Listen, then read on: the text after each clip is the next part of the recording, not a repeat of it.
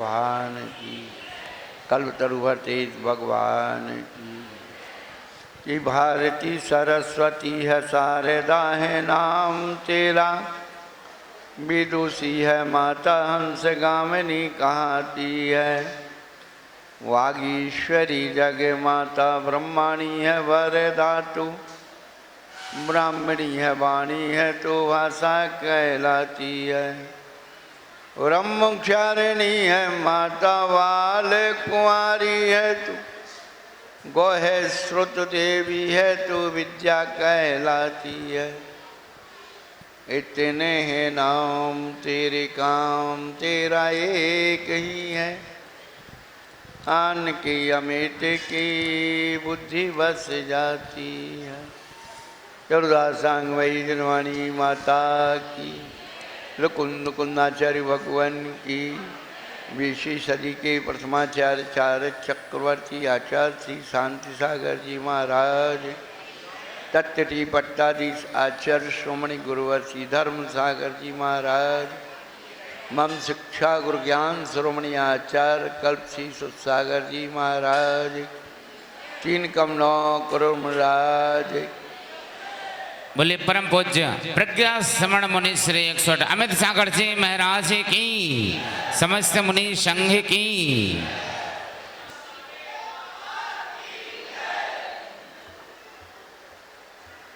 धर्मानुरागी भव्यात्माओं, पर्युषण पर्व आज समापन की ओर है। हमने अपने परिणामों को कितना पवित्र बनाया है ये पता लगाना है। उत्तम क्षमा धर्म से ये धर्म प्रारंभ हुआ है। उत्तम ब्रह्मचर्य पर जाकर समाप्त हो रहा है। लेकिन पूर्ण तो कब होगा? जब रत्नत्रय की पूर्णता कल हो जाएगी। जीवन में जब रत्नत्रय की पूर्णता हो जाती है तभी क्षमा वाणी पर्व आता है।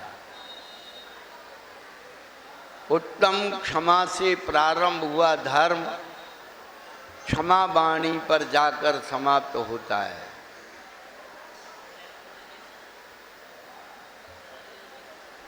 हम धर्म की बहुत व्याख्याएं बचपन से सुनते आ रहे हैं।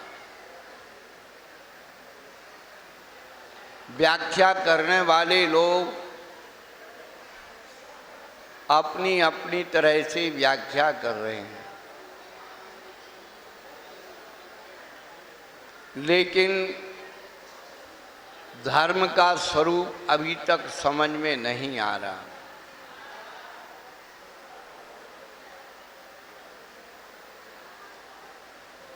कार्तिक के अनुप्रेक्षाकार ने कार्तिक के ग्रंथ अनुप्रेक्षा में लिखा है, बट्ठू स्वभाव धम्मो खमादि भावो ये दैव्यो धम्मो रैणत्यम च धम्मो जीवादि रखणो धम्मो।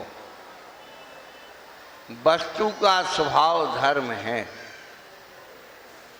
जब धर्म एक ही है तो 4 जगह क्यों रख दिया?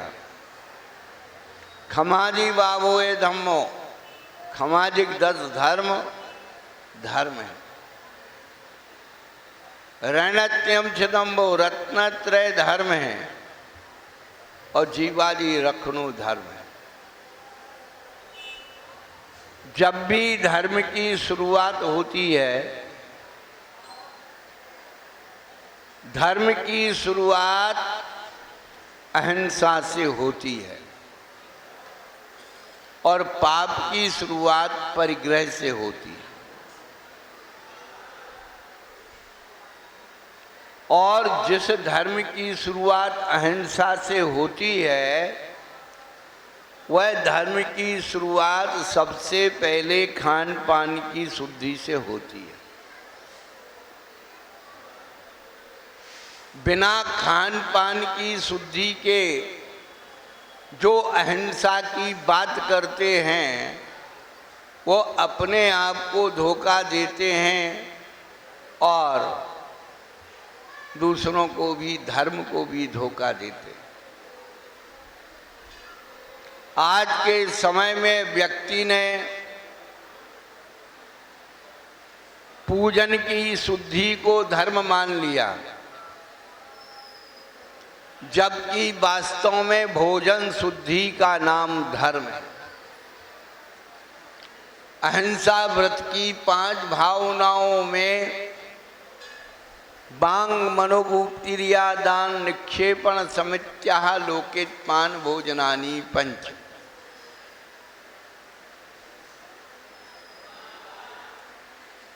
वचन कहाँ से बोले जाते भाई? वचन कहाँ से बोलते हो आप लोग? मुंह से बोलते हो। और भोजन कहाँ से करते हो? हमारी मुंह, हमारी जिह्वा 2 काम करती है, बोलने का और खाने का। तो आगे तो वचन गुप्ती रखी और अंत में आलोकित पान भोजन रखा। हम कौन से धर्म का उपदेश आपको दें? अभी प्रथमान योग का धर्म ही हमारे जीवन में नहीं है और द्रव्यान योग का धर्म हम कह रहे हैं, कहाँ से आ जाएगा? कल हमने बताया था कि सच्चे उपास की अनुभूति, सच्ची नीरस भोजन की अनुभूति आज तक नहीं हुई तो आत्मा की अनुभूति कहाँ से हो जाएगी? जब तक भोजन की शुद्धि नहीं होगी, आत्मा की शुद्धि नहीं हो सकती। बिना भोजन शुद्ध किए अनपढ़, गमार, अज्ञानी जीव, इतना सरल उपाय है भोजन शुद्धि का।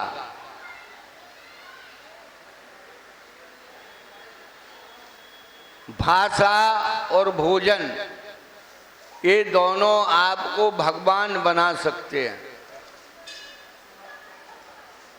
और धनवान भी बना सकते हैं। क्या?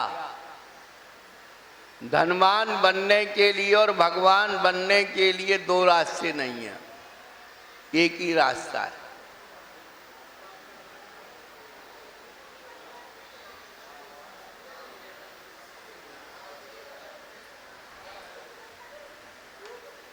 कल बताया था कि धनवान बनने का क्या फायदा है।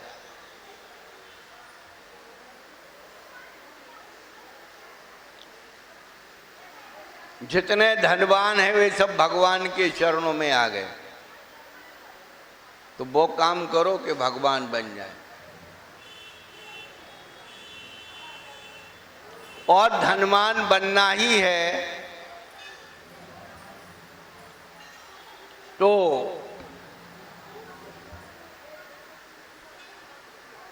वचनों से धनवान बना जा सकता है, भाषा से धनवान बना जा सकता है।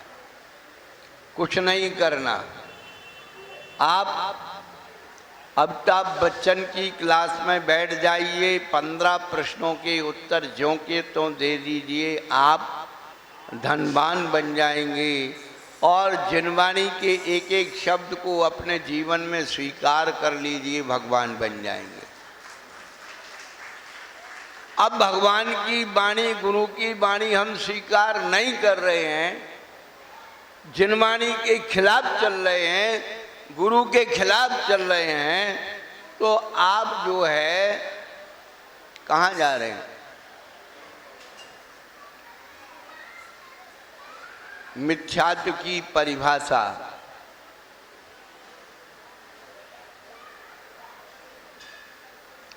सही को गलत मानना मिथ्यात है, ये ध्यान रखना।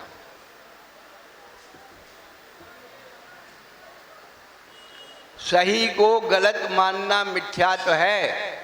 जैसे मीठा दूध पित्त जर वाले को कड़वा लगता है, वो सबसे कहता है दूध कड़वा लग रहा है। अरे भाई, तेरे मुंह की लार कड़वी हो गई, मीठा दूध भी कड़वा लग रहा है। तो सही को गलत मानने का नाम मिथ्या तो है, चाहे वो आचार्यों की वाणी हो या गुरु की वाणी हो या शास्त्र की वाणी हो, तीर्थंकरों की वाणी हो। हम कर क्या रहे हैं, कभी सोचा? अपने धर्म के खिलाफ बोल रहे हैं, अपने धर्म के खिलाफ चल रहे हैं, और फिर कह रहे सम्यक तो हो जाए। 3 काल में नहीं हो सकता। हमने अपने प्रमाद को धर्म मान लिया, प्रमाद की पुष्टि को धर्म मान लिया, कसाई की पुष्टि को धर्म मान लिया।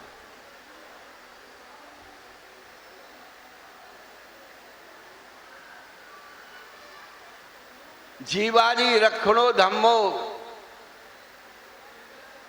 केवल इस जीव की रक्षा करनी है। ये खाती और बोलती है।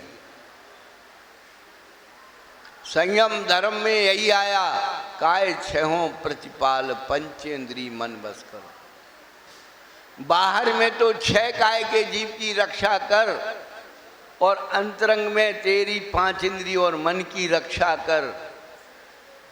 संयम हो गया। तो बाहर में तो तू, अरे इसमें पाप हो गया, इसमें हिंसा हो गई, इसमें हिंसा की लिस्ट लेके दौड़ रहा है, और गुटखा खा रहा है, तम्बाकू खा रहा है, बेच रहा है, व्यसनों का व्यापार कर रहा है, झूठ बोल रहा है, चोरी कर रहा है, टैक्स की चोरी कर रहा है, भगवान को धोखा दे रहा है, गुरु को झूठ बोल रहा है, और कह रहा है मैं धर्म कर रहा हूं। भूतो न भविष्यति न वर्तमाने। पैसों से धर्म नहीं खरीदा जा सकता। विद्या ददाति विनयम, विनयाद याति पात्रताम, पात्रत्वात् धनमापनोति, धना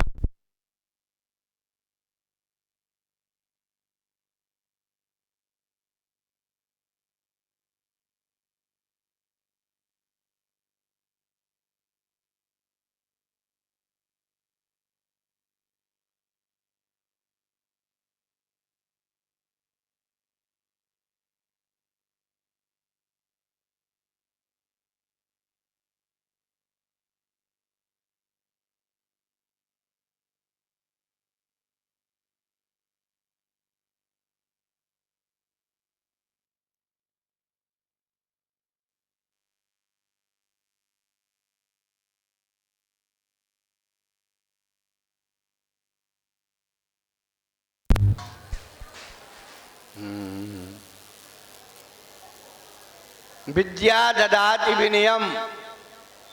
यदि जीवन में ज्ञान का आविर्भाव हो, वैसे तो लोग इस संस्कृत के श्लोक का अर्थ कहते हैं, विद्या विनय को देती है, विनय से पात्रता आती है, पात्रता से धन आता है, धन से धर्म होता है, और धर्म से सुख होता है। बचपन में यही हमें बताया गया, लेकिन ऐसा अर्थ नहीं है।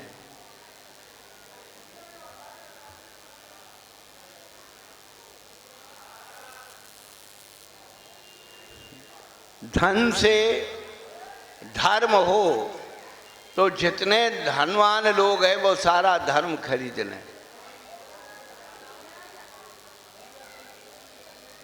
मूल बात यह है कि विद्या विनय को देती है।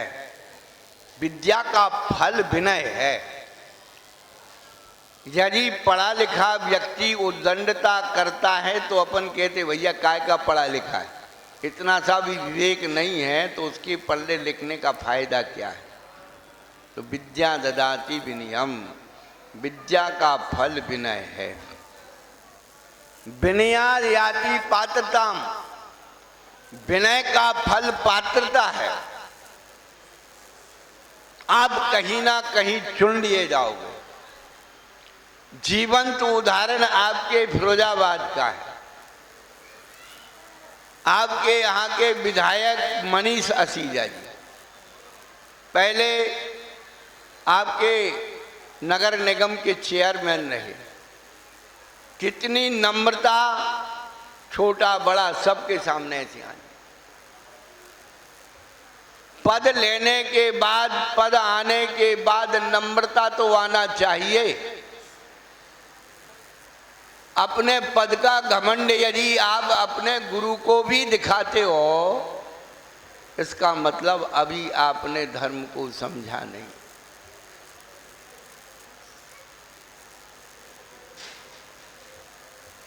विनयाद याति पात्रताम, विनय से पात्रता आती है। विनय से, विनय का फल पात्रता है।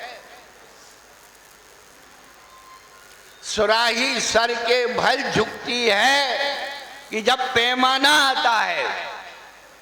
सुराही का शेर जो होता है मुंह बहुत छोटा होता है और गिलास का आकार बड़ा होता है। तो जब गिलास सुराही के पास आता है, नजदीक आता है, पात्र बन के आता है, तो सुराही इतनी बड़ी होकर के और उसको झुक जाती है, उस पात्र को भर देती। जीवन में यदि पात्रता नहीं है, अपात्र व्यक्ति को पद दे दिया जाता है, वो नियम से पद का दुरुपयोग करता है, अहंकार अधिकार से भरा रहता है। मोदी जी की नम्रता, विनम्रता, सबसे पहली बार जब चुने गए तो सबसे पहले संसद में प्रवेश करने के पहले संसद भवन को प्रणाम करता।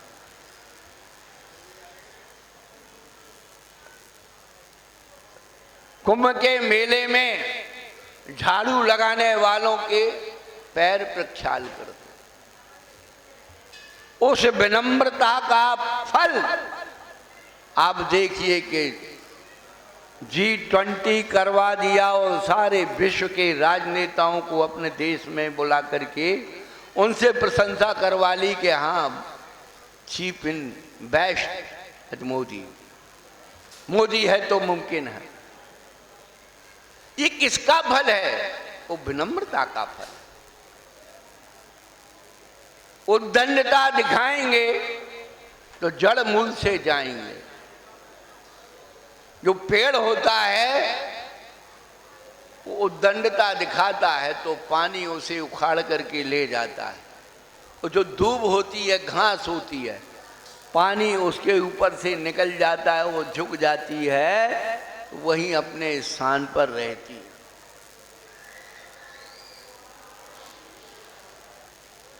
विनयाद याति पात्रताम, पात्रता आने से पद मिलता है, वो पात्रता खाली नहीं रहती है। पात्रत्वात् धन मापनोति, पात्रता का फल है धन। आप अच्छे अच्छे बर्तन और बाजार से खरीद लाओ और घर में उन्हें उल्टे करके सजा दो, तो उस पात्रता की क्या कीमत है? खाली बर्तन घर में रखा रहे, अरे उसके अंदर कुछ सामान रखा हो तो उस पात्र की कीमत होती है।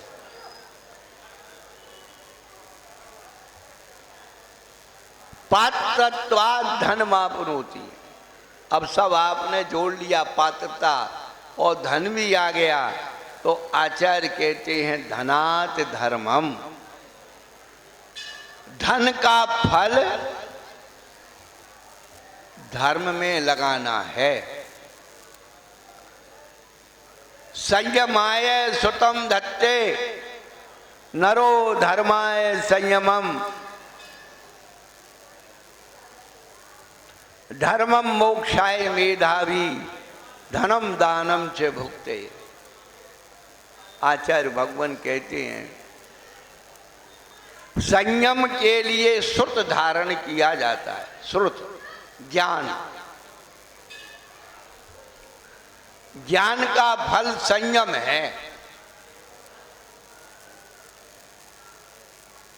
कबूतर को, तोते को पढ़ा दिया गया, शिकारी जंगल में आता है, दाने का लोभ दिखाता है, हमें लोभ में नहीं फंसना चाहिए।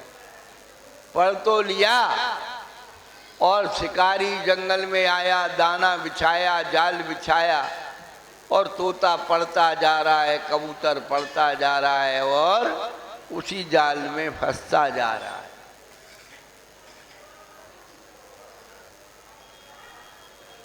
ये ज्ञान संयम की साधना के लिए किया जाता है। कुछ बातें ऐसी हो गई हैं, उनका दोष नहीं है।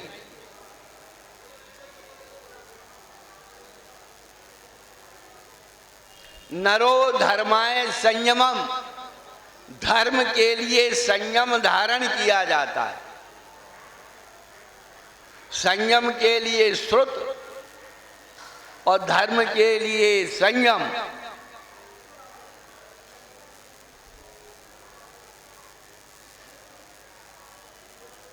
धर्माय संयम, धर्म के लिए संयम। अब धर्म किसके लिए है? धर्मम मोक्षाय मेधावी, बुद्धिमान पुरुष मोक्ष के लिए धर्म को धारण करता है। ये तो समझ में आ गई, लेकिन धनम दानम च भुक्त, ये धन की तीन ही गति हैं, दान दे दो या भोग लो। धनम दानम च भुक्ति, तीसरी गति विनाश है, तीसरी गति नाश है, कहने का अभिप्राय।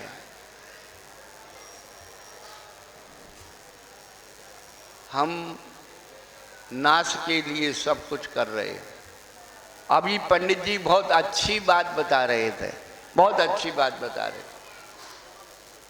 कि आपके बाबा कितने पढ़े लिखे थे और उनके पास क्या था। आपके बाबा ज़्यादा से ज़्यादा 4-5 क्लास पढ़े होंगे। यहीं के सेठ छदामी लाल जी, सुनहरी लाल जी इसौली वाले, उनके सलाहकार थे या उनके यहाँ काम करते थे। हमने तो देखा नहीं छदामी लाल जी को। उनके बारे में वो बताते थे इतना पैसा था, सबको पता है, लेकिन वो लिखना नहीं जानते थे, पढ़ना नहीं जानते। उनने ट्यूटर लगाया, केवल छदामी लिखना सीख पाए, लाल भी नहीं लगा पाए, वो भी एड़े टेढ़े। मोहनदास करमचंद गांधी की राइटिंग देख लो, जो जैसे कीड़े मकोड़े चल करके वो पैर छप जाते ना, ऐसे।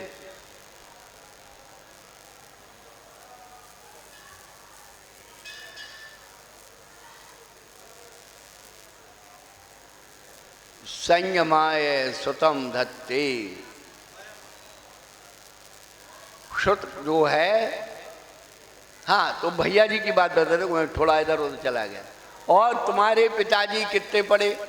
11वीं 12वीं पढ़े होंगे। फिर पिताजी ने क्या किया? बाबा का मकान तोड़वा के बढ़िया मकान बनवाया।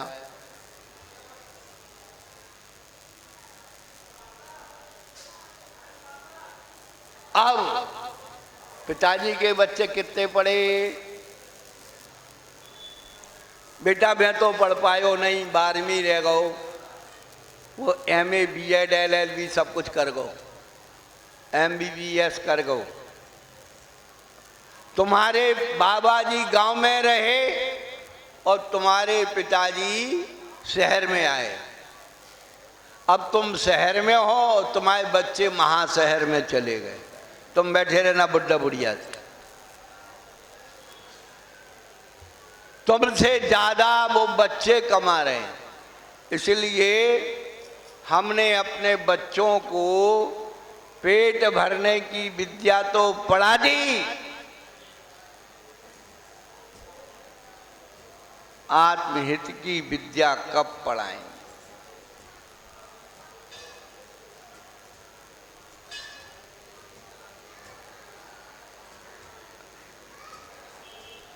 चार कसायों को छोड़कर चार धर्म और पांचवा सत्य, उत्तम सत्य धर्म। कहाँ है हमारे पास सत्य धर्म? झूठ बोलने में इतना सुंदर बात होती है। संसार का सबसे बड़ा सुख झूठ बोलने में। अभी इतने जल्दी वो कहानी नहीं बताएंगे, झूठ बोलने वाली कहानी।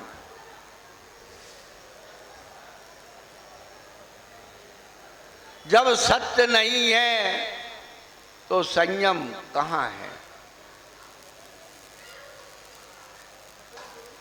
संयम नहीं है तो तप नहीं है, तप नहीं है तो आकिंचन नहीं है।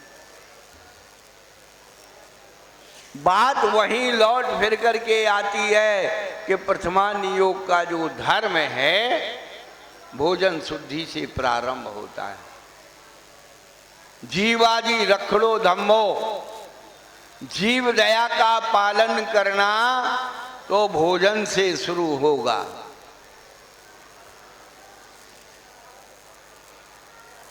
रैनत्यम च धम्मो, रत्नत्रय धर्म है चरणानि योग का। आप प्रयोग करके दिखाइए।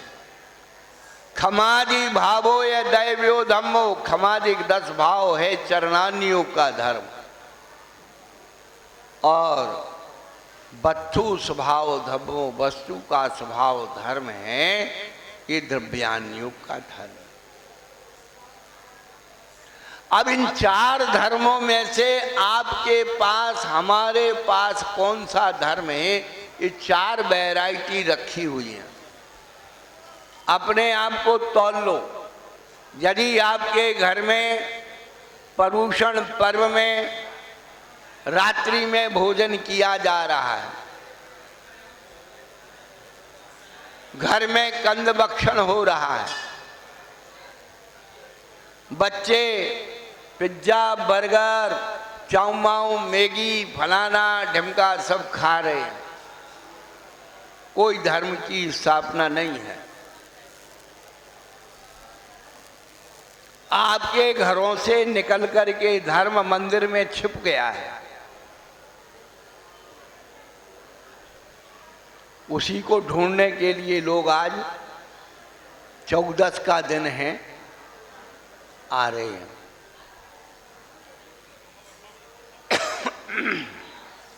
पहले दिन बताया था कि 10 लक्षण पर्व लग रहे हैं, आ रहे हैं, मना रहे हैं। तो 10 लक्षण पर्व लग रहे हैं तो लगता क्या है? पहले सिनेमा घरों में फिल्म लगती थी, मार धाड़ से एक्शन से भरपूर एडवर्टाइज होता था और लोग देखने जाते थे। पर बीच बीच में जो कुछ ऐसे दृश्य दिखाते थे वासना के, कामना के, लोग उनको देखने के लिए ज़्यादा उत्सुक होते थे। बंद हो।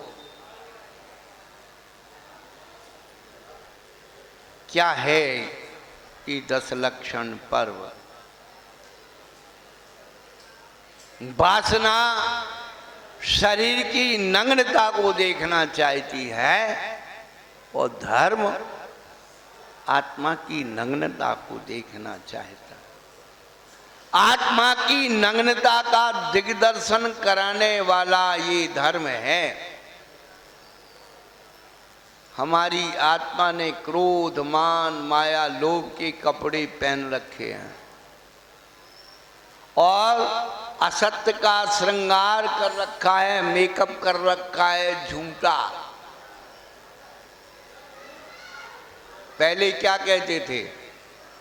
सच्चाई छुप नहीं सकती कभी झूठे असूलों से, और खुशबू आ नहीं सकती कभी। समय बदल गया है। सच्चाई छिप भी सकती है अगर झूठों में मेल हो। बहुत अच्छा मेल है। कोई भी बात हो जाए, भाई अध्यक्ष से पूछो, अध्यक्ष कहे तो मुझे मालूम ना है, मैं हतो ही ना है, मुझे पतो ही ना है। मैं हतो ना, मैं पतो ना है, मुझे मालूम ना है। उससे पूछो, वो कहता मैं हतो ही ना है, मैं पतो ही ना है। क्यों? झूठों में मेल है। सच्चाई छुप भी सकती है अगर झूठों में मेल हो, और खुशबू आ भी सकती है यदि कागज में तेल हो। सेंट डला हो तो खुशबू भी आ जाती है।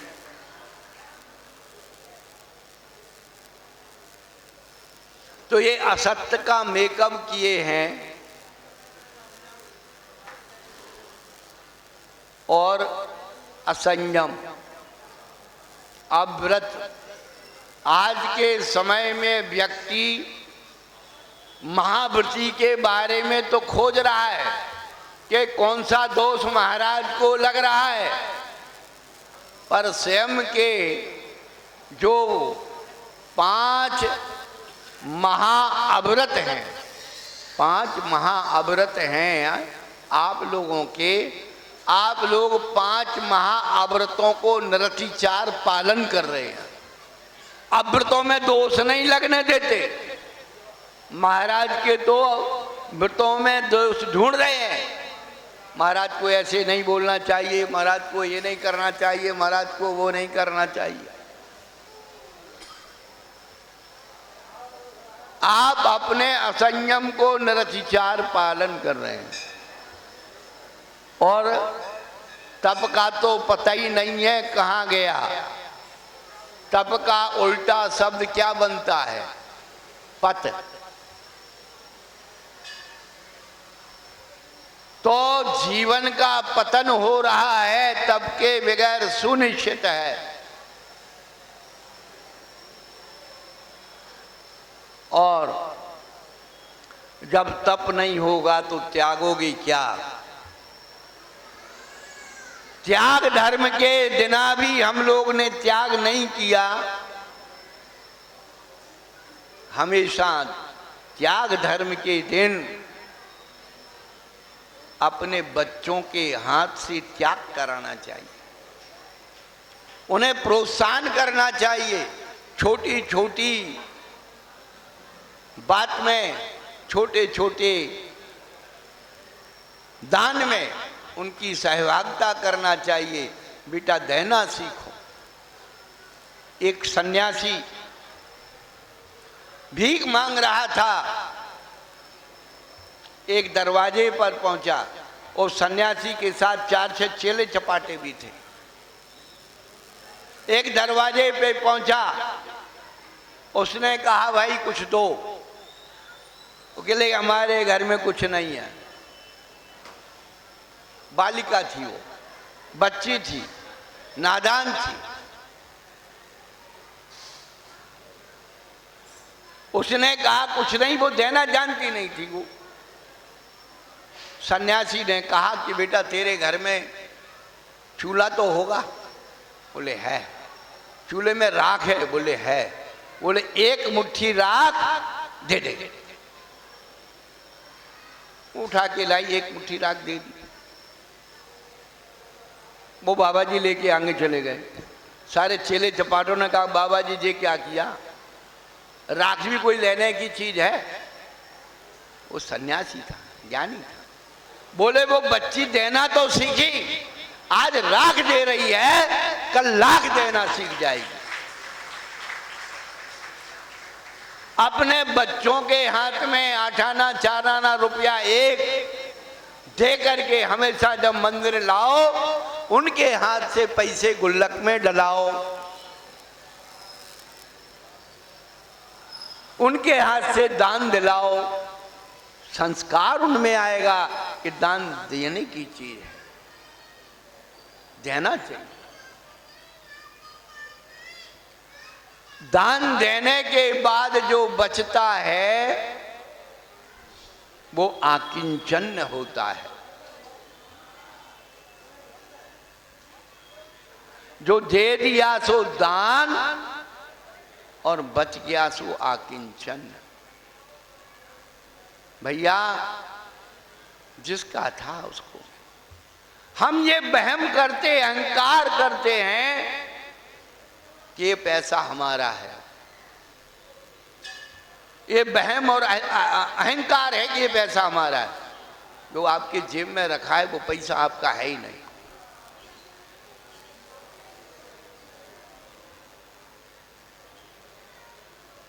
एक देश में बहुत सस्ता यानी मंदी आ गई, बहुत मंदी आ गई व्यापार में, व्यापार ठप हो गया।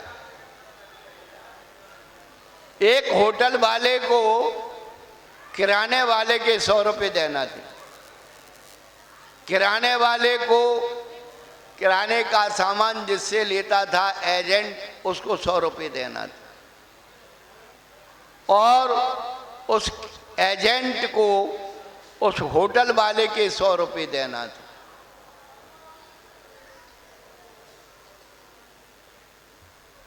होटल वाले को किराने वाले को देना, किराने वाले को एजेंट को देना, एजेंट को होटल वाले को देना। एक विदेशी घूमने आया और हुआ ये, कहने लगा भाई हमको इस होटल में ठहरना है। होटल वाले ने कहा एक काम करो, 100 रुपये यहाँ काउंटर पे रख दो और आप, इतनी बड़ी होटल है, घूम करके आ जाओ, आपको पसंद आ जाए तो ठहर जाना, और नहीं तो भैया अपने पैसे वापस ले जाना। उस घूमने वाले व्यक्ति ने 100 रुपये काउंटर पे रखे। जैसे ही होटल वाले के पास 100 रुपये आए, वो किराने वाले को दे आया। किराने वाले के पास 100 रुपये आए, वो एजेंट को दे आया। एजेंट जल्दी में आया और होटल वाले को 100 रुपये दे दिए। थोड़ी देर में वो घूम करके आया, कहने लगा भैया तुम्हारी होटल हमें पसंद नहीं आई। उसने उठा करके 100 रुपये उसको दे दिया, सबका कर्जा चुक गया। यदि ये बात समझ में आ जाए तो इससे बड़ी निष्फलता और कुछ नहीं है। ये फालतू का वहम है कि पैसा हमारा है।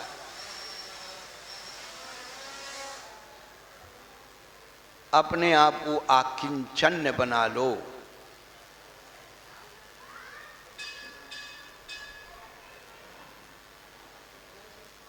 जब कुछ भी नहीं है अपना, क्या है तुम्हारा, ये सब सपना है। ये संसार सपने के समान है। कबीरदास जी ने कहा, कबीरा सपनों सो संसार। क्या? जब नींद आती है तो आप स्वप्न देखते हैं।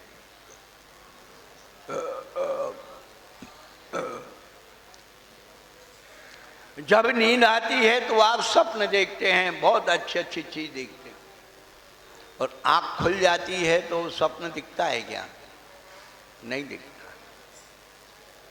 अभी आप आंखें खोले हुए हैं, सब दिख रहा है। हमारे कहने से बस केवल 2-4 सेकंड के लिए आंखें बंद कर लीजिए। बंद कर लीजिए, बिल्कुल आंख बंद कर लीजिए। फिर क्या दिख रहा है?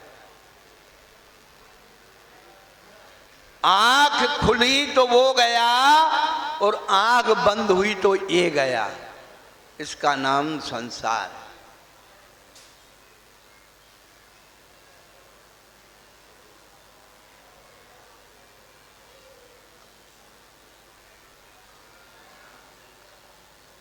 कितना भी जोड़ लें, इतना भर जीवन भर हो गया।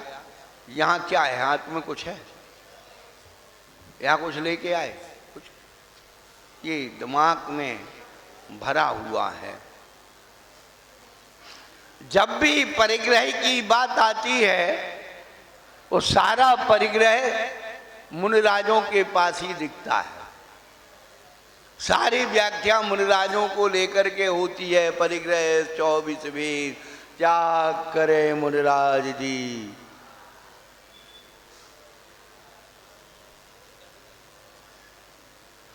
वर्तमान में वास्तव में हम अनुभव कर रहे हैं, कुछ साधु बिल्कुल निष्प्रह, कुछ नहीं है, उनके पास कुछ भी नहीं मिलेगा। पास में कुछ नहीं होता है, पर होता कहाँ है। परिग्रह केवल ये पेन का नहीं है, ये परिग्रह इसका चश्मे का नहीं है, परिग्रह किताब का नहीं है। एक बात अपने जीवन में नोट कर लीजिए, आराध्य कभी परिग्रह की श्रेणी में नहीं आता। आराध्य जो हमारे इष्ट प्रभु परमात्मा जिनवाणी है, देव सद्गुरु हैं, वो परिग्रह में नहीं आते।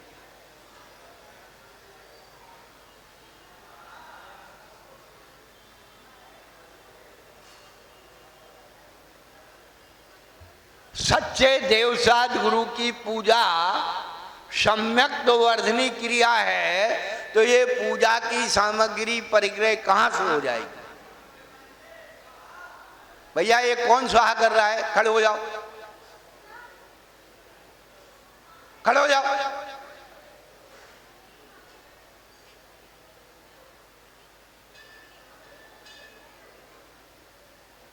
खड़े हो जाओ।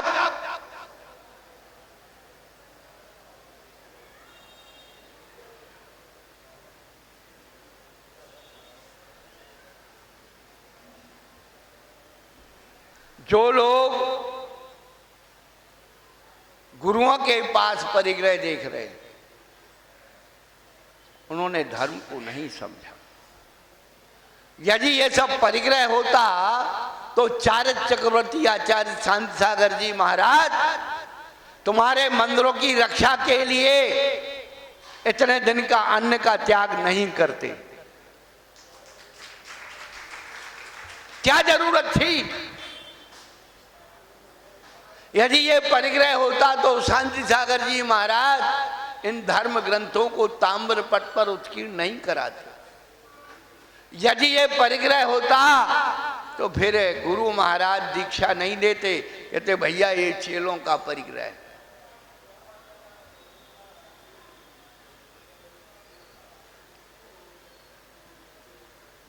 जब जब भी धर्म पर संकट आया है, इन गुरुओं ने ही उस धर्म को बचाया है। आपको हम गारंटी से दें।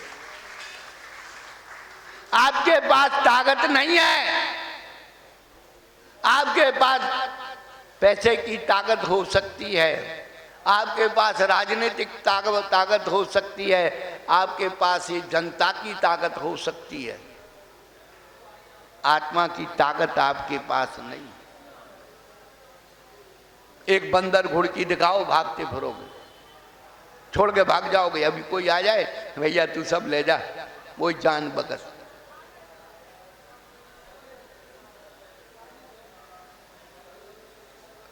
किसी का परिग्रह साथ में है और किसी का माथ में है।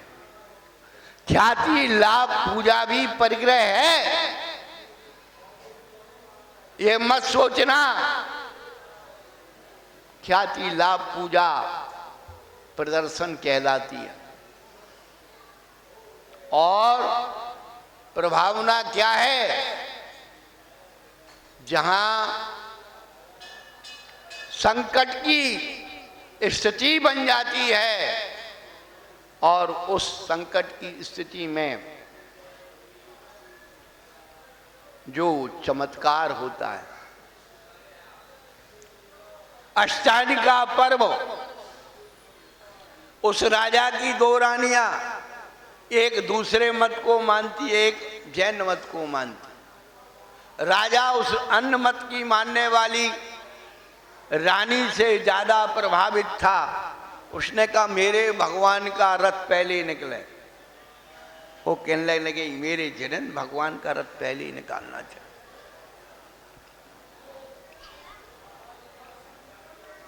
वो पास करके बैठ गई।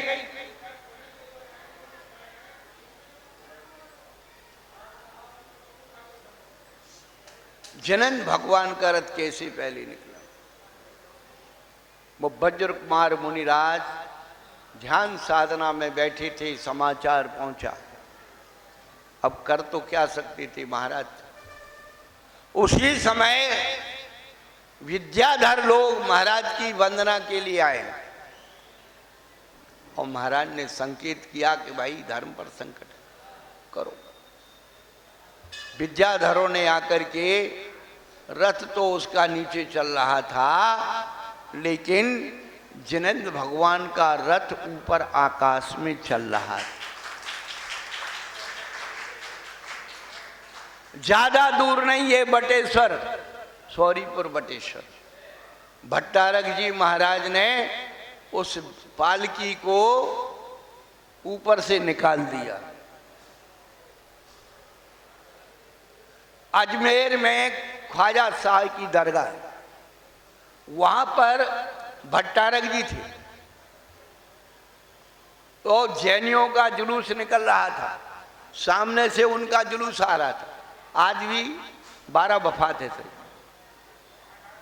हाँ, आमने सामने जुलूस हो गया। वो कहते तुम हटो, वो कहते तुम हटो। भाई हट नहीं सकते। भट्टारक जी ने मंत्र पढ़ा और पालकी आकाश मार्ग से उस तरफ पहुंच गई।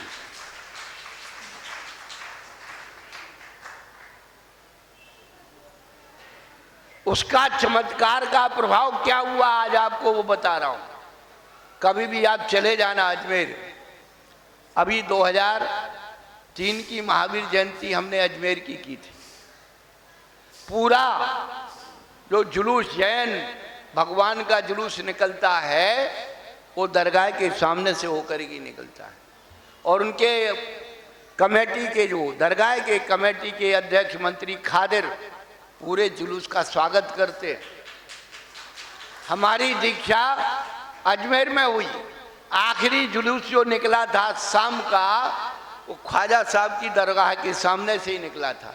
उनके खादर जो पुजारी होते हैं, जो भी कहा जाता है, मौलवी साहब ने इतनी मोटी मोटी फूल की माला गले में डाली, सम्मान किया था। मैं आपको उस बात का इतिहास बता रहा हूँ।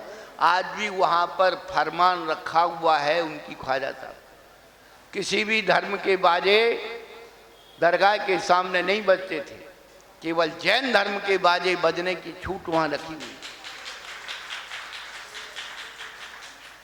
ये किसका प्रभाव?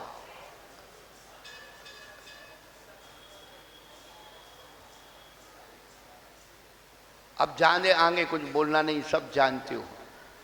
यहां भी जो आप बैठे हो, नहीं तो वही होता जो आप चाहते।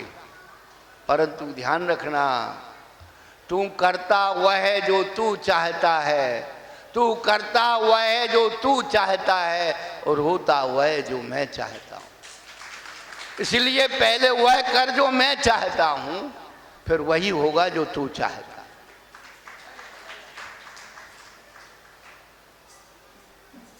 आकिंचन धर्म किसके लिए करते हैं मुनिराज? अपने लिए करते तो ना जाने कहां कहां करके आ जाते।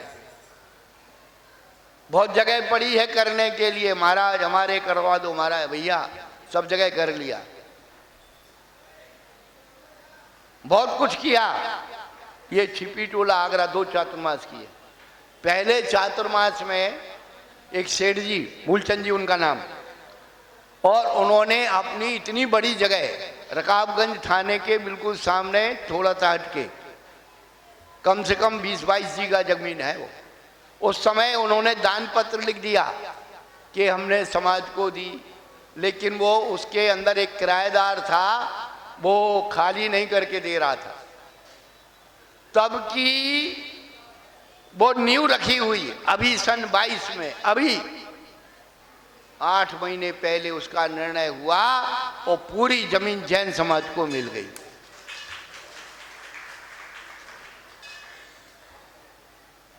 पता है मैनपुरी की, पता है सिकोहाबाद की। जब तुम्हारे ऊपर कुछ आता तो महाराज, पता है चंदापुर बगीची, चश्मदीद गवाह लोग हैं। तुमने क्या कर लिया? शासन प्रशासन समाज, महाराज जी धर्म बचा ले, डूब रही है, नाक कट जाएगी।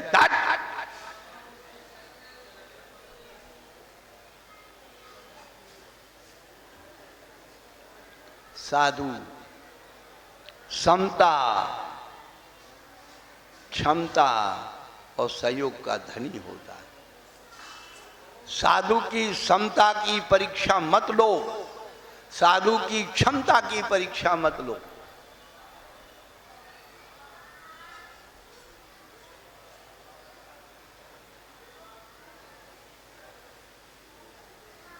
उत्तम, हाँ, उत्तम आकिंचन,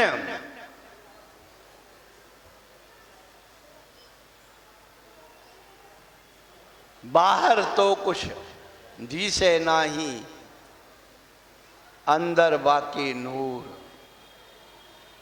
रत्नत्रय के धनी होते हैं, साधु सामान्य नहीं है। जिनके पास रत्नत्रय हैं वे 3 लोक के राजा हैं। तुम तो ये कह रहे कि इसके कुछ मतलब नहीं है। जहाँ जाते हैं लोग सम्मान से रखते हैं, इज्जत से रखते हैं, इज्जत देते हैं। और ध्यान रखना, चंद खिलौने खो जाने से बचपन नहीं क्षीणा करता है।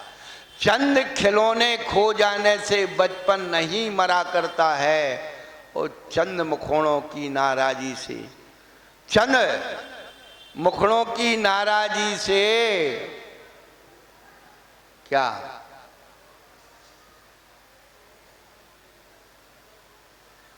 वो तो आप सब जानते हो।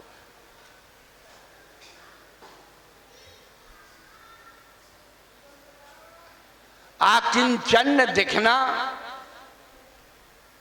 बनना और होना बहुत मुश्किल है। जब तक ये आवरण है तब तक अपनी नग्न आत्मा का दर्शन होना कठिन है। आज उत्तम ब्रह्मचर्य का दिन है और ब्रह्मचर्य का मतलब है केवल अपनी नग्न आत्मा में रमण करना। अहमिको खलु शुद्धो दंसन नान मय्यो सदा रूवी, नबी अथ मध्य किंचवी अन्नम परमाणु मित्तम पी। इसको कहते हैं ब्रह्मचर्य, जहाँ केवल एक आत्मा खलु निश्चय से, अहमिकम खलु शुद्धो दंसन नान मय्यो सदा रूवी, अरूवी आत्मा का दर्शन होता है। यदि उस पर परमाणु मात्र का आवरण है तो वो व्यभिचारी कहलाती है आत्मा, व्यभिचारी। अब ब्रह्म कहलाती है। इसलिए ब्रह्मचर्य की पूर्णता कहाँ होती है? जो सिद्धांत ग्रंथ पढ़ते हैं, ब्रह्मचर्य की पूर्णता 14वें गुणस्थान में होती है, क्योंकि 13वें गुणस्थान में भी 4 अघातिया कर्म विद्यमान है जो आत्मा को अब्रह्म में ले जा रहे। पूर्ण ब्रह्मचर्य 14वें गुणस्थान में आयो केवली अवस्था बनती है, तब पूर्ण ब्रह्मचर्य का उद्घाटन होता है। कहने के लिए, सुनाने के लिए बहुत कुछ है, सब जानते हैं, लेकिन वर्तमान में जो पूजन आप पढ़ते हो, उत्तम ब्रह्मचर्य मन आनो, माता बहन सुता पहचानो, टिके न नयन बाण लक कूरे, सहे बाण बरसा बहु सूरे, टिके न नयन बाण लक कूरे। क्या कह दिया कवि ने? सहे बाण बरसा बहु सूरे, युद्ध भूमि में इतने बाणों को सहन कर लिया, सारा शरीर छिद गया, लेकिन विचलित नहीं हुआ।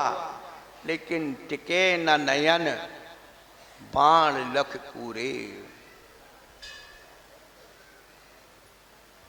ये नयनों के बाण से कूरे यानी कायर व्यक्ति घायल हो गया। स्त्री के ये नयन बाण जो हैं अच्छे अच्छे ऋषि मुनियों को घायल कर देते। टिके न नयन बाण लग कूरे, कूरे तिया की असुचि तन में। कायर व्यक्ति, तिया माने स्त्री के असुचि तन में किस प्रकार से रमण करता है वो बता रहे हैं। कूरे तिया की असुचि तन में काम रोगी रत करें, जो सणई मसान माही काक ज्यों चौंचे भरे, जो मृतक सणई मसान माही, जैसे शमशान भूमि में सड़ी हुई लाश बदबू आ रही है और पड़ी हुई है और कौवा उसमें चौंचे मार रहा है। इस बात को कोई नहीं कहता क्या?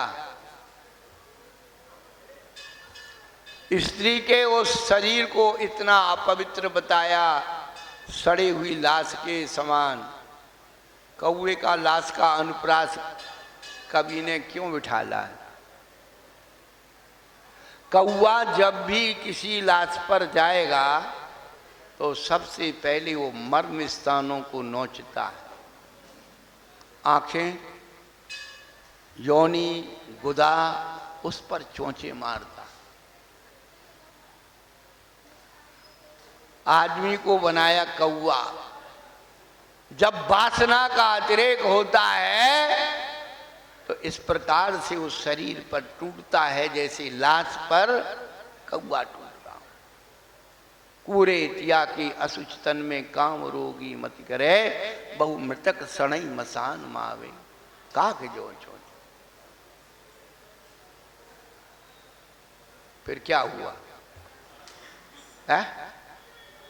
आगे क्या है? संसार में विषबेल नारी। स्त्री को क्या बनाया? विष की बेल। अब लोगों ने कहा भाई इतनी प्यारी, प्राण प्यारी हमारी चॉकलेट, उसकी ऐसे विष की बेल क्यों बना दी? हटाओ उसको। भैया विष की बेल क्या काम करती है? आप लोग को वनस्पति विज्ञान पढ़ना पड़ेगा। विष बेल कुछ नहीं करती, पेड़ से लपटती है और उससे थोड़ा सा रस चूस लेती और बढ़ जाती है।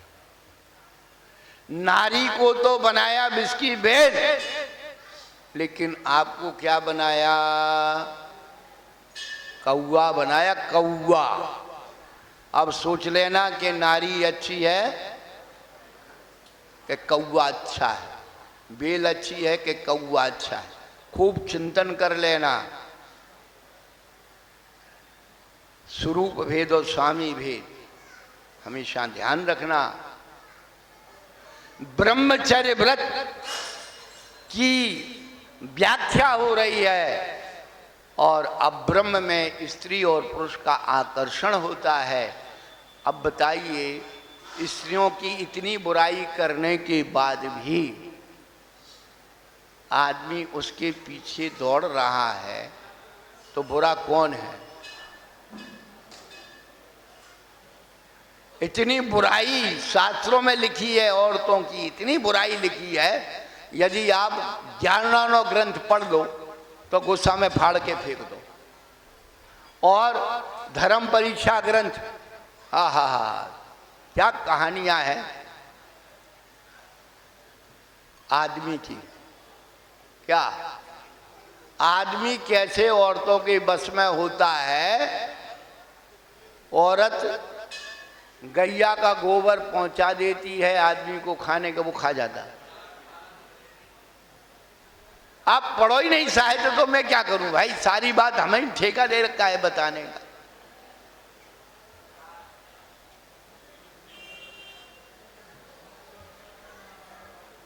आप सब महिलाओं को कह रहा हूं, जीवन में कुछ पढ़ो या मत पढ़ो, धर्म परीक्षा ग्रंथ जरूर पढ़ लेना। ये आदमी की मूर्खता समझ में आ जाएगी कि कितना वाहियात आदमी है।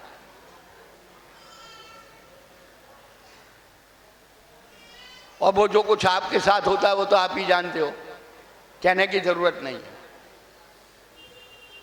बंधुओं, एक बात विशेष बतानी है, टाइम हो जाए कोई बात नहीं, हमारी छुट्टी हो तुम्हारी छुट्टी। ब्राह्मी और सुंदरी ने ब्रह्मचर्य व्रत क्यों लिया था? ब्राह्मी और सुंदरी ने ब्रह्मचर्य व्रत क्यों लिया था? इतने साल हो गए सुनते सुनते, जब भी पंचकल्याणक आता है, ब्राह्मी सुंदरी का वर्णन आता है, तो क्या बता दिया जाता है आप लोगों को?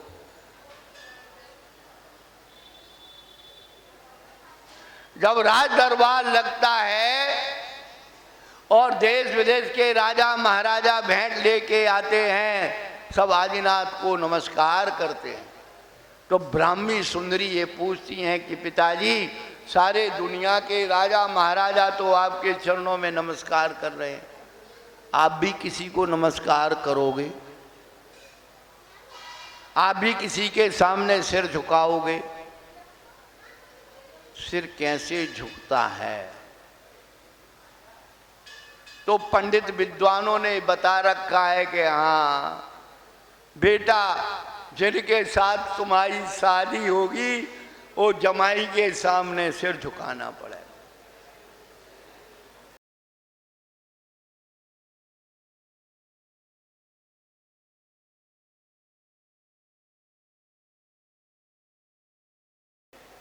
हम इन जितने लोग हैं उनसे ये पूछ रहे हैं, कौन से शास्त्र में ये प्रकरण आया, लाके दिखा दो। किसी भी शास्त्र में ये कोई प्रसंग ही नहीं है कि आदिनाथ ने कहा हो ब्राह्मी सुंदरी से कि भाई तुम्हारी जिनसे शादी होगी जमाई के सामने हाथ जोड़ना। अरे भाई, पिता को नीचा कब देखना पड़ता है? जब बच्चियां गलत रास्ते पर जाती, गर्दन नीची हो जाती, नीचा देखना पड़ता। पहली बात। दूसरी बात, उनके अंदर ब्रह्मचर्य क्यों आया? आदिनाथ भगवान ने अपने पुत्र और पुत्रियों को कलाएं सिखाई थी। बाहुबली को 72 और ब्राह्मी सुंदरी को 64 कलाएं सिखाई। बाहुबली और ब्राह्मी सुंदरी को आदिनाथ भगवान काम शास्त्र पढ़ा रहे थे, सेक्स एजुकेशन। बाहुबली ने काम शास्त्र सुना, पढ़ा, इसलिए वो कामदेव कहलाए। और ब्राह्मी सुंदरी ने काम शास्त्र को सुना और समझा कि ये होता है उसमें, मुझे ऐसा काम नहीं चाहिए, और उस काम की इच्छा को त्याग दिया और ब्रह्मचर्य व्रत अंगीकार कर लिया। आदिनाथ भगवान ने अपनी पुत्रियों को काम शास्त्र पढ़ाया था। श्री भूवलय ग्रंथ में इसका प्रकरण आया है।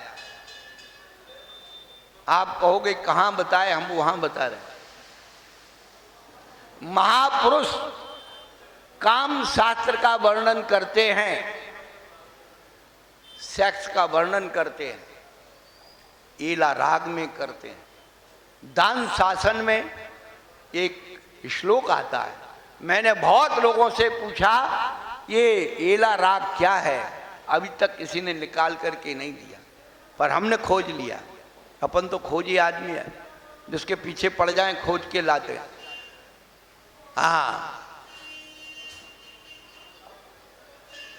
जिनसेनाचार्य जब मरुदेवी के शरीर के अंगों का वर्णन करते हैं, एक एक अंग का, नख से लेके सिक तक, काव्य शास्त्र की विशेषता है। काव्य शास्त्र की जब स्त्री के शरीर का वर्णन किया जाता है तो नख से यानी पैर के नाखून से नीचे से ऊपर की तरफ आता है, और पुरुष के शरीर का जब वर्णन किया जाता है तो चेहरे से नीचे की तरफ जाता है। ये काव्य शास्त्र का नियम है।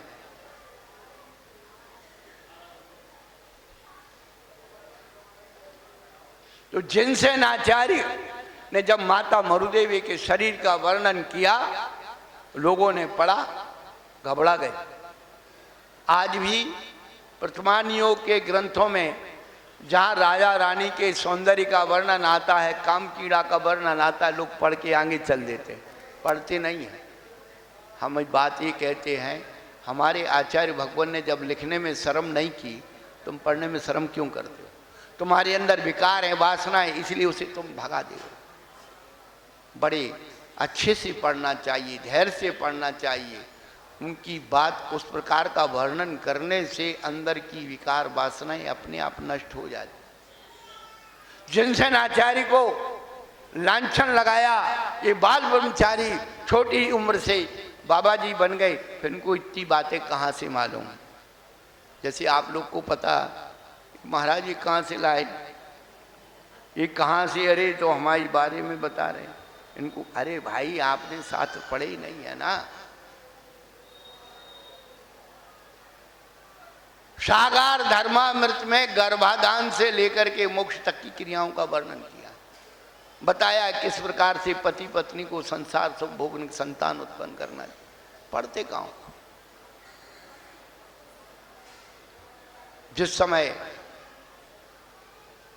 लांछन लगा गया, राज दरबार लगाया गया, महिलाओं पुरुषों को बुलाया गया, सबके नीचे बैठने के लिए केले का पत्ता बिछा दिया, और जिनसेनाचार्य ने जब खड़े होकर के और काम कीड़ा का वर्णन किया, सुनने वाले लोगों का सब कुछ निकल गया और वो निर्विकार खड़े रहे। आज जितना व्यभिचार, जितना अब्रह्म, ये 20-25 सालों में, ये बच्चियां भी तो बच्ची थी, ठीक है राग हुआ, लेकिन ऐसा नहीं कि उठा के भग गए।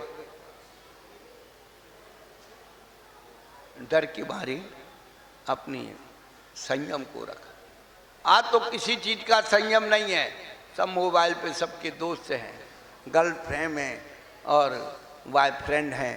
अब पढ़ने जाना है साहब, अब ये करना है, ट्यूशन को जाना है, बड़ी ट्यूशन हो रही, कौन पूछ रहा? लाज शर्म सब खत्म। एक बात ध्यान रखना, लम्हों ने खता की, सदियों ने सजा पाई। जब आप गलत ढंग से, हम बार बार कहते हैं कोई धर्म करने की जरूरत नहीं है, अपने घर में रोटी और बेटी को सुरक्षित कर लो, यही धर्म की रक्षा है। रोटी और बेटी बिगड़ गई कि पूजा की शुद्धि कितने ही करते रहना, आपकी बेटी किसी धन्य धर्म के साथ, विधर्मी के साथ चली जाएगी, फिर महाराज के पास, महाराज मेरी बिटिया चली गई, कुछ उपाय कर दो। तब भी यहीं आओगे। ये तुम्हारी पूजा की शुद्धि तुम्हारा धर्म नहीं बचाएगी, रोटी और बेटी की शुद्धि तुम्हारा धर्म बचाएगी।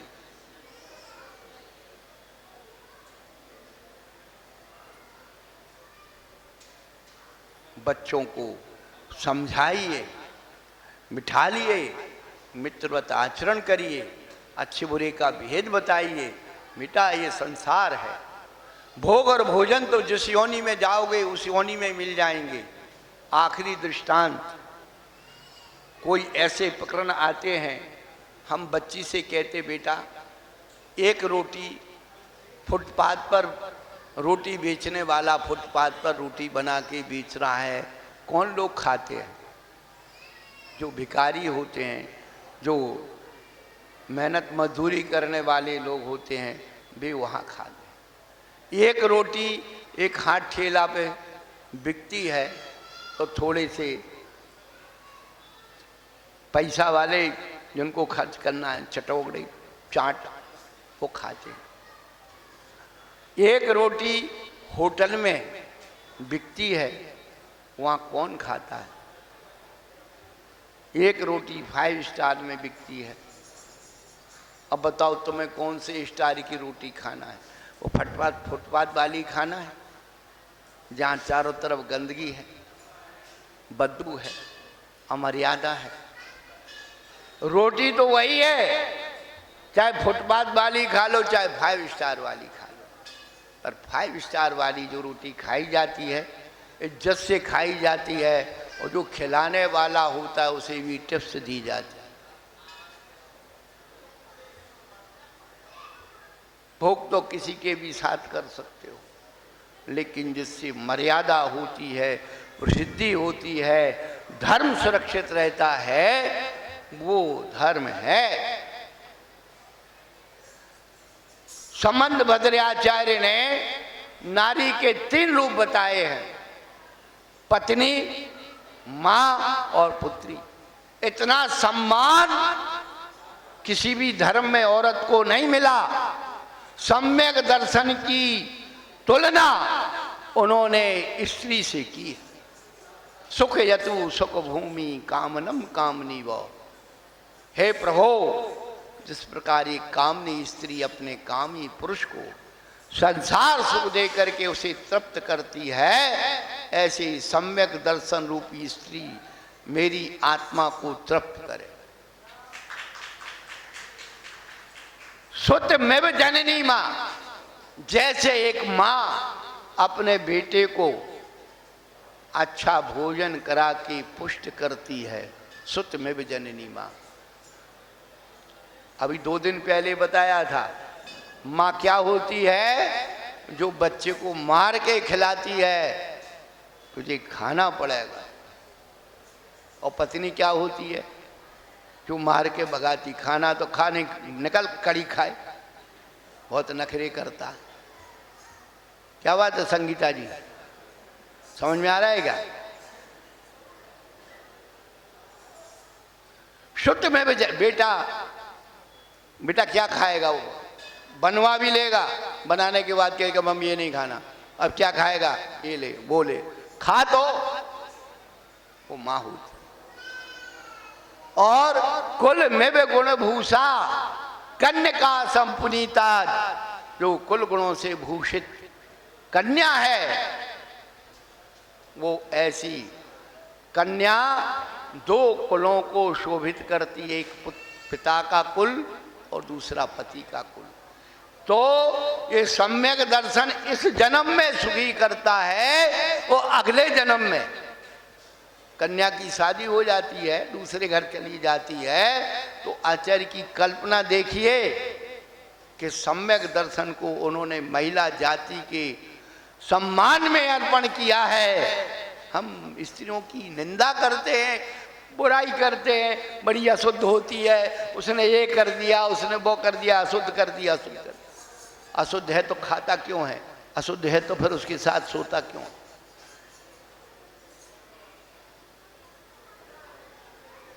बंधुओं, समय रहते फिर चर्चा करेंगे, लेकिन एक बात ध्यान रखना, समय बहुत तीव्र गति से विकृतियों की ओर जा रहा है। बचा सकते हो तो अपने बच्चे बच्चियों को बचा लो। तीसरी पीढ़ी आपका ये आखिरी बीज है आपके कुल का। क्या? आपके कुल का आखिरी बीज है। ये पटिया फटिया सब निकलते फिरेंगे, कुछ नहीं, कोई पढ़ने वाला ही नहीं होगा कि कौन के कौन थे। आपको अपने ज़्यादा से ज़्यादा पर बाबा का नाम याद होगा, पिताजी के पिताजी और पिताजी के, इसके आगे कोई पता नहीं कि कौन थे। तो जो आपके बाबा का नाम भूल गए तो आपके पड़ पोते आपका नाम कौन सा याद रखने वाले हैं। आप यहाँ रह रहे हो, पहले जारखी से नारखी से यहाँ आए। आप यहाँ, आपके मम्मी पापा यहाँ लाए पढ़ाने के लिए, आप यहाँ पढ़े, यहाँ शादी हो गई, यहीं बच्चे हो गए। अब आपके बच्चे चले गए अहमदाबाद, अब बैठे रहना बेटा।